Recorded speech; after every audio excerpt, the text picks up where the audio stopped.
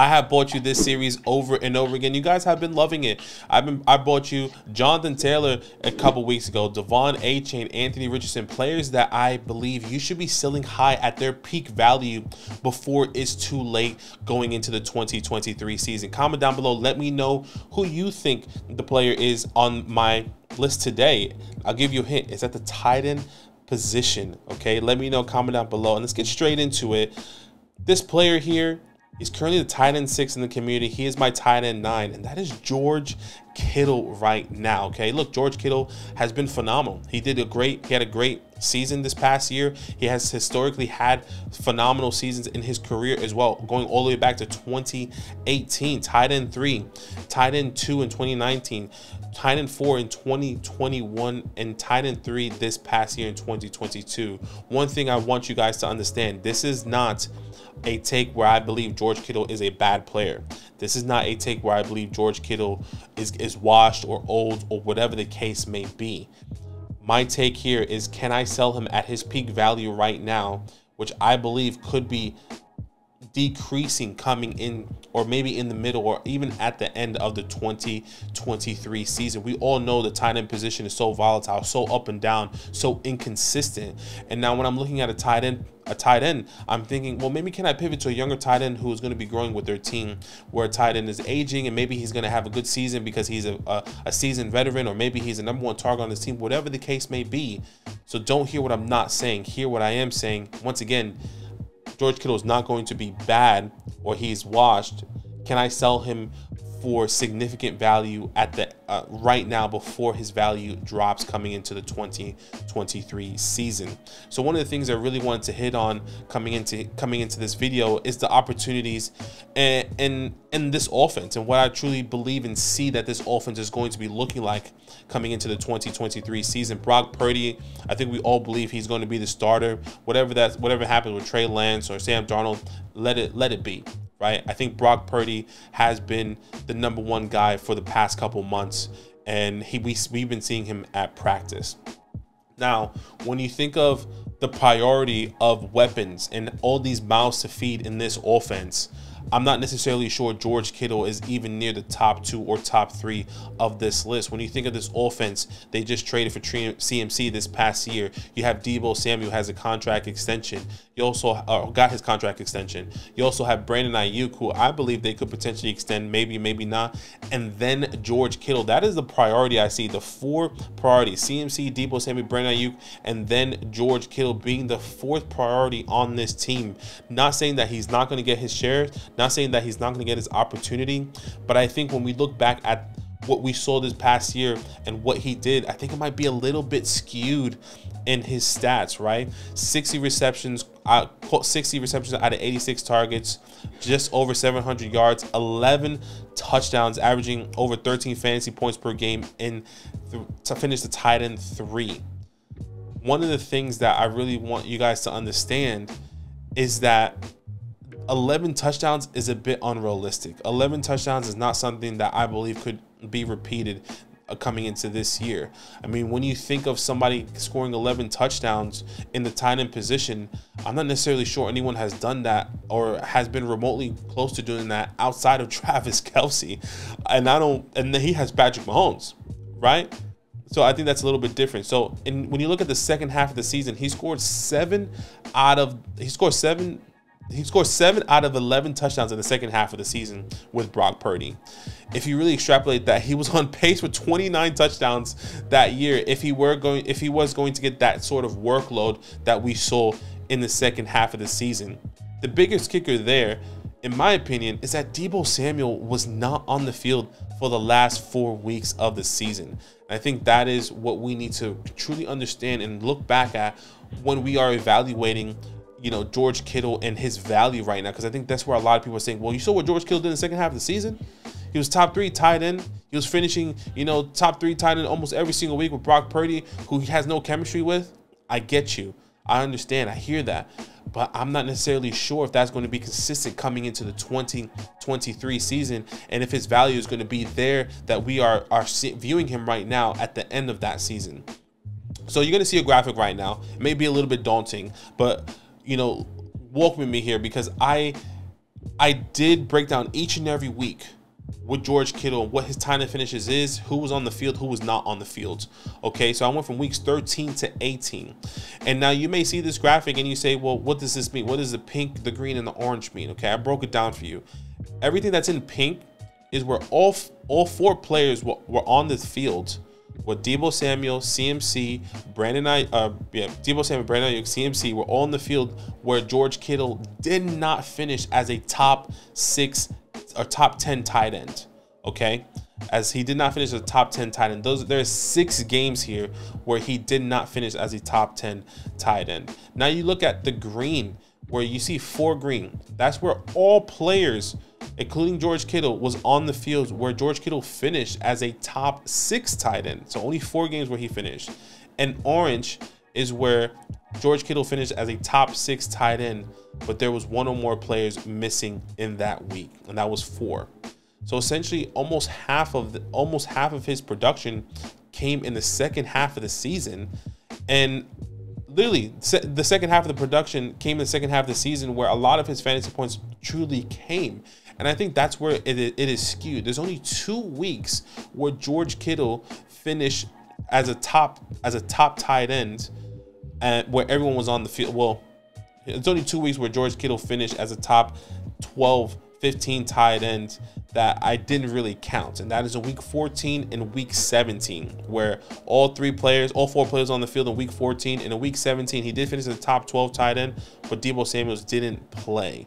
Okay, now, is top 15 tight end really good for George Kittle when we were drafting as a top, how high we're drafting? Is tight end 12 finish really good for George Kittle? With how high we're drafting him, I'm not necessarily sure. You guys can, take that as you wish.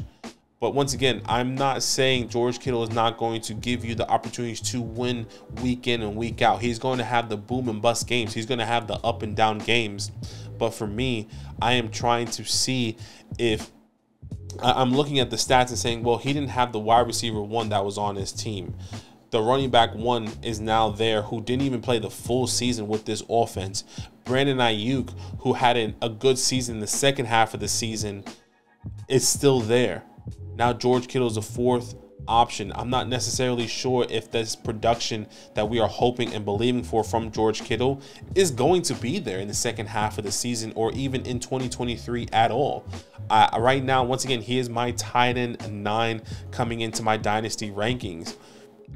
It's tough for me to even take him there. I'm putting the respect on him right now, but I'm not necessarily sure if I had a dynasty startup right now and George Kittle was in the 5th, 6th, 7th round, I'm not sure if I'm going to take him unless he falls into the 9th round for me right now, 10th round, which sounds absurd. But remind you, he is closing to a 30-year-old tight end, which is not a terrible situation, but can I pivot to a younger tight end if that could be the case? Another thing I want to talk about is the contract.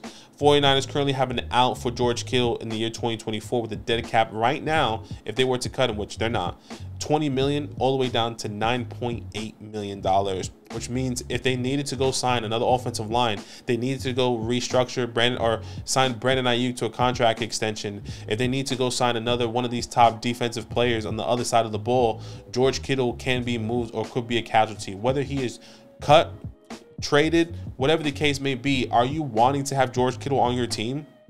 When you think of these players, you think of these running backs, wide receivers, and you're saying, well, if somebody gets moved, I'm not necessarily sure how I feel about it, right? I'm not necessarily sure if they're going to have the same production. If George Kittle goes to any other team outside of, an elite team, like if he goes to the Bengals, it's a different story. If he goes to the Browns or to the Bills, it's a different story.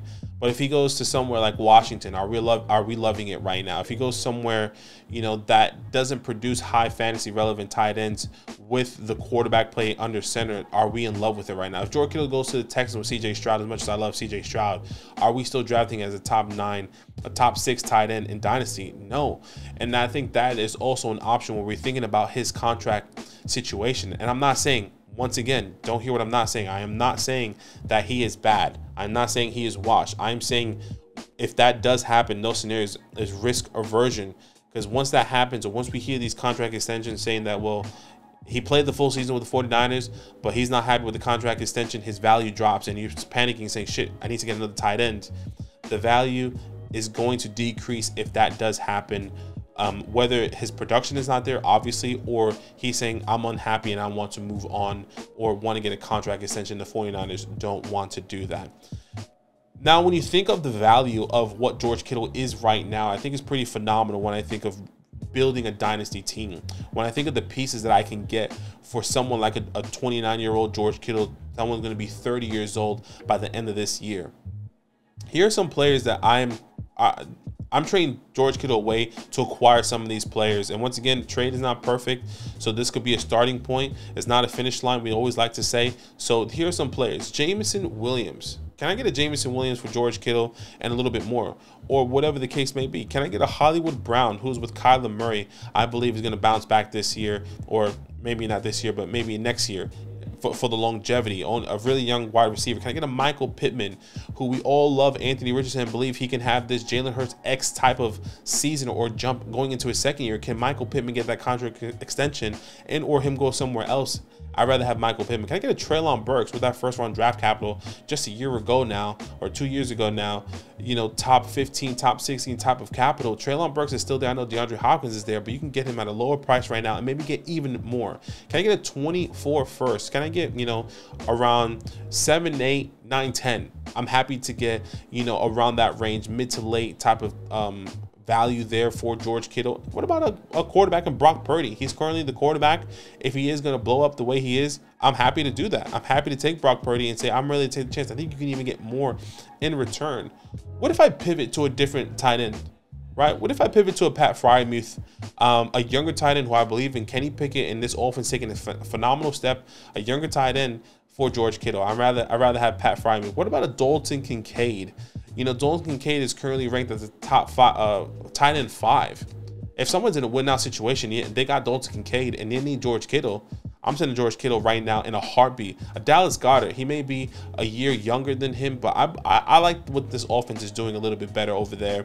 And they don't have that elite running back in the CMC, so he is truly the third option there, which I'd rather have right now. TJ Hawkinson, I think, is phenomenal value, still young tight end. Obviously, with Kirk Cousins is a high-powered offense. And then Sam Laporta. You know, I think you can get more in return. You can get Sam Laporta and a little bit more in return when I think of trying to send away George Kittle. Look, guys, I like George Kittle. I think he's a phenomenal player. If I'm in a win-now scenario, I'm happy to take that situation. If I'm in a redraft league and he falls to me and Darren Waller's not there, Dallas Goedert's not there, because I do have those guys higher, I'm taking George Kittle, saying, you know what, I'm okay with those boom-bust weeks. You have to understand that I am trying to give you the opportunity now to sell him at his peak. I don't think he gets any higher than this in dynasty perspective, to be completely honest.